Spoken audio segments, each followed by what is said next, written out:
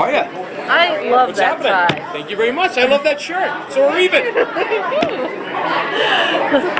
When the season starts, can you tell us a little bit about where Fusco is as far as... Can you tell me anything about where Fusco's going to be? Since you left last season, you were issues with HR and... I have a feeling those issues are going to return, unfortunately. No, it's really great to play a character like Fusco because he has this sense of duality. Is he a good guy doing bad things, or is he a bad guy doing good things? You try to play the character as truthfully as possible and let the audience determine whether they like him or whether they dislike him. And those are always the best characters to play. I think this year, the old saying, you can never escape your past. I definitely think that the stuff with HR is going to come back around. We thought Internal Affairs had their, Fusco was on the hook there for a minute there in that third to last episode, and luckily for him that his partner Carter bailed him out, unbeknownst to Fusco, because she saw that quality, he's trying to come back to that once heroic image of himself, the thing that drove him to be a police officer in the first place. So it's going to be really interesting to see how it unfolds this year. What has surprised you about your character's story so far, and just how things have progressed since the beginning? Well, I mean, I think at the beginning he was very reluctant and very anti-Reese and Finch. If you remember in the pilot, he's taking Reese out to Oyster Bay to kill him, and Reese says, "I see the good qualities in you, but if I ever see you harm someone again, I'll be the first one to put a bullet in you." And a couple of times, the first 3 episodes, Fusco tries to line Reese up to get him killed, and then when he realizes he can't do it, he just kind of finally comes around to the idea of, all right, maybe these guys are actually doing some good, So.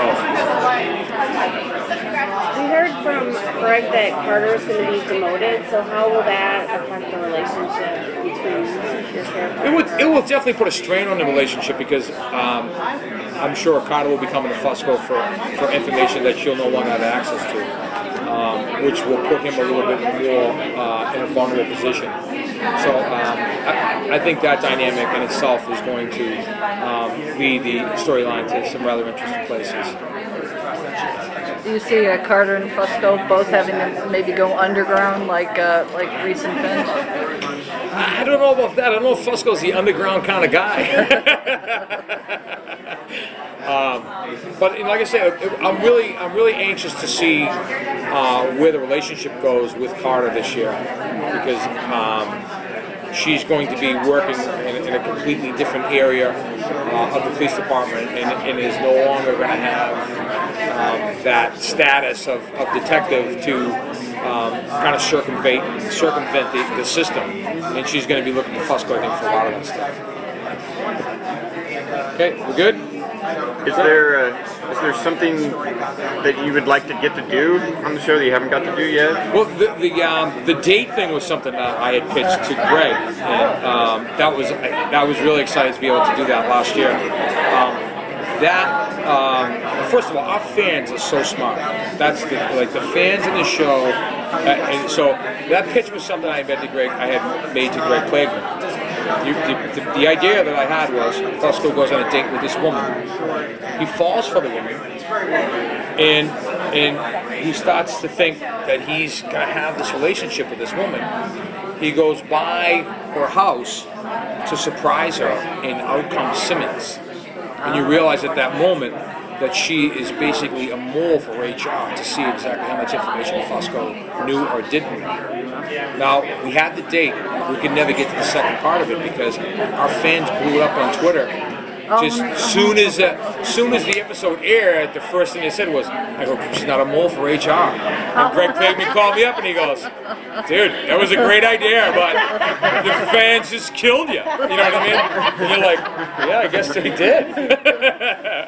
So you should have been able to have more dates then. Yeah, exactly. Well, they're talking about bringing the Rhonda character back, but with this show, it's so hard because there's so many different storylines, and it all goes in so many different places that it's hard to cram all that information into a 60-minute show.